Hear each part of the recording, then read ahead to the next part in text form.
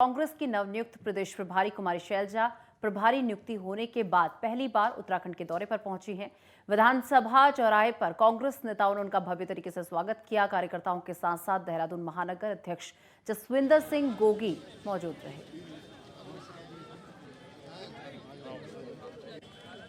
तो आपको बता दें कि कुमारी शैलजा उत्तराखंड पहुंची, जहां उनका भव्य तरीके से स्वागत किया गया। और तस्वीरों में आप देख सकते हैं कि किस तरीके से करण महारा भी वहां पर मौजूद हैं।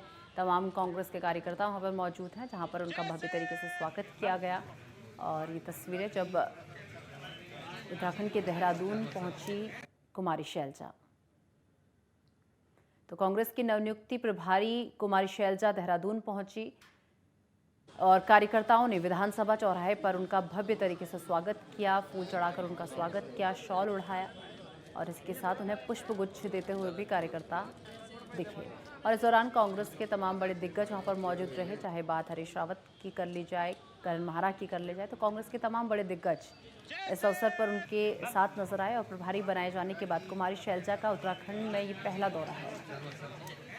तो उत्तराखंड की नवनियुक्त को प्रभारी बनाई गई हैं कुमारी शैलजा, जिसके बाद पहला दौरा उनका उत्तराखंड में हुआ।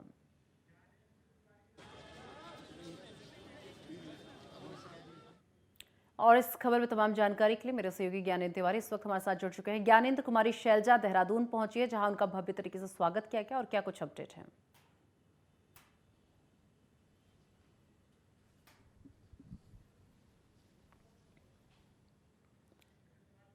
ज्ञानेंद्र, आवाज मिल रही है आपको?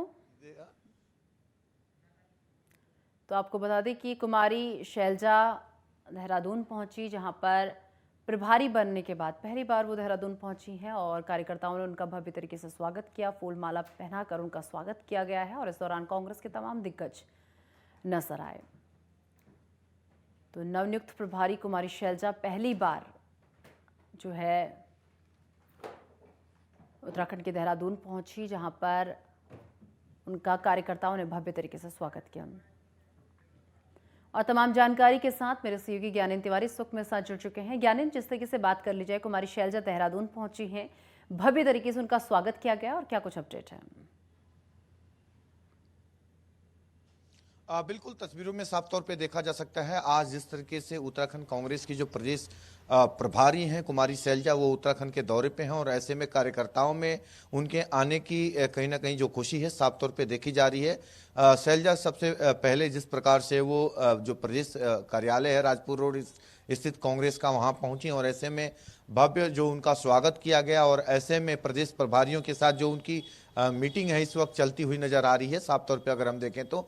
और इस मीटिंग में जिस तरीके से जो प्रदेश प्रभारियों के अलावा जो प्रदेश अध्यक्ष हैं, इसके अलावा अगर हम देखें नेता प्रतिपक्ष यशपाल आर्या हैं, इसके अलावा अगर हम देखें तो हरीश रावत, तमाम दिग्गज कांग्रेस के नेता इसमें शामिल हैं।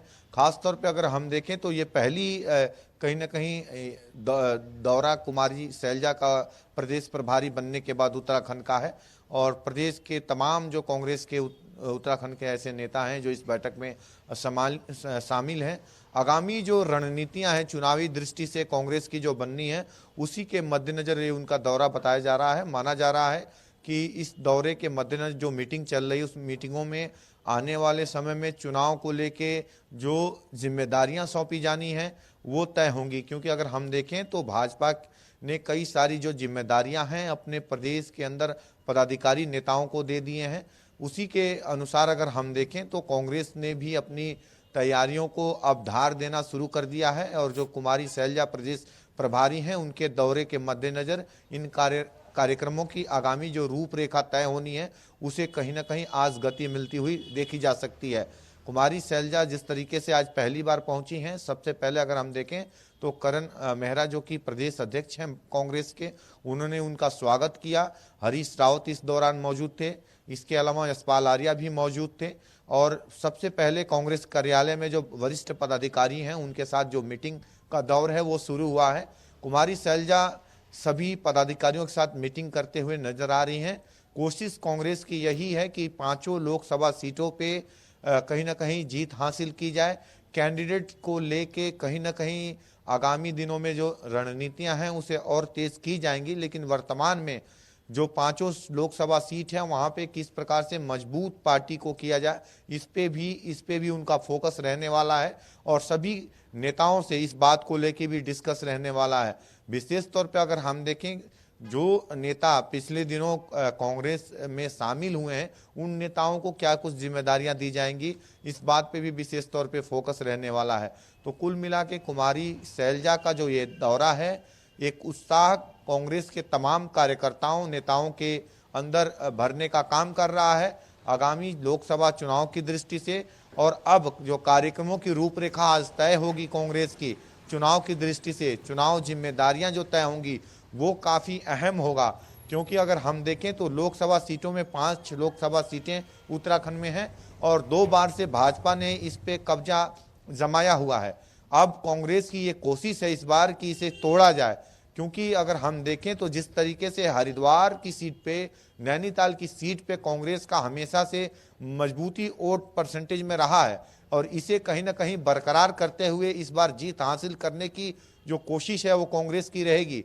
और हालांकि प्रत्याशी को लेके, चयन को लेके हमेशा से जो दिक्कतें हैं और आपसी जो गुटबाजी है, हाँ। उस पे किस प्रकार से कांग्रेस अंकुश लगा पाएगी ये देखने वाली बात होगी। और इन सभी चीजों के को लेके ही जो मंथन है वो आज होता हुआ यहाँ नजर आ रहा है। यानी वही बात कर ली जाए, कांग्रेस के लिए इस वक्त सबसे बड़ी चुनौती क्या है? शीट शेयरिंग को लेकर अगर मैं बात करूं, सरल होता हुआ नजर आएगा। यानी शीट शेयरिंग को लेकर अगर मैं बात करूं तो बड़ी चुनौती यहाँ पर क्या लग रही है? क्योंकि बसपा जो है हमेशा से हरिद्वार सीट पर जो है दावा ठोकती हुई नजर आ रही, क्योंकि 2004 में बसपा यहाँ से हरिद्वार सीट को जीती थी। तो शीट शेयरिंग को लेकर कितनी बड़ी चुनौती कांग्रेस के सामने है? देखिए, इंडिया का जो गठबंधन है उसको अगर हम देखें उत्तराखंड के अंदर, अगर ऐसी स्थिति अगर हम देखें तो कहीं ना कहीं अक्सर जो विपक्ष में इस दौरान जो पार्टियां हैं, चाहे वो बसपा हो, सपा हो, कांग्रेस हो, इनकी जो उत्तराखंड में जो स्थिति है अगर हम देखें तो सपा और बहुजन समाज पार्टी की जो स्थिति है वो हरिद्वार सीट पे काफ़ी मजबूत मानी जाती है। हरिद्वार के लक्सर इलाके में, हरिद्वार के रुड़की इलाके में, मंगलौर इलाके में बहुजन समाज पार्टी के की जो मजबूती है काफ़ी वर्षों से देखी गई है और ऐसे में हरिद्वार से बहुजन समाज पार्टी ने जीत भी हासिल की है। तो देखा जा सकता है कि कहीं ना कहीं इंडिया गठबंधन की तरफ से ये कहा जा सकता है कि सपा को इसको कहीं ना कहीं टिकट की दावेदारी पेश की जा सकती है, क्योंकि अगर हम देखें तो पिछले दिनों विधानसभा चुनाव के दौरान जिस तरीके से मध्य प्रदेश में सपा को मन मुताबिक कहीं ना कहीं जो परिणाम है इंडिया गठबंधन से मिलता हुआ नजर नहीं आया था और इस बात को लेके अखिलेश यादव ने मीडिया के सामने कहीं ना कहीं अपनी नाराजगी भी जाहिर की गई थी। लोकसभा चुनाव की जो दृष्टि है, लोकसभा चुनाव की जो इंडिया की गठबंधन की जो रणनीतियां हैं वो उत्तराखंड में बिल्कुल। और कुल मिलाकर कांग्रेस जोरों शोरों से किस प्रकार से 2024 की तैयारियों में जुट चुकी है। फिलहाल बहुत शुक्रिया होगी। ज्ञानेंद्र, आपका, आप हमारे साथ जुड़े और इस पूरे मुद्दे पर आपने हमें जानकारी दी।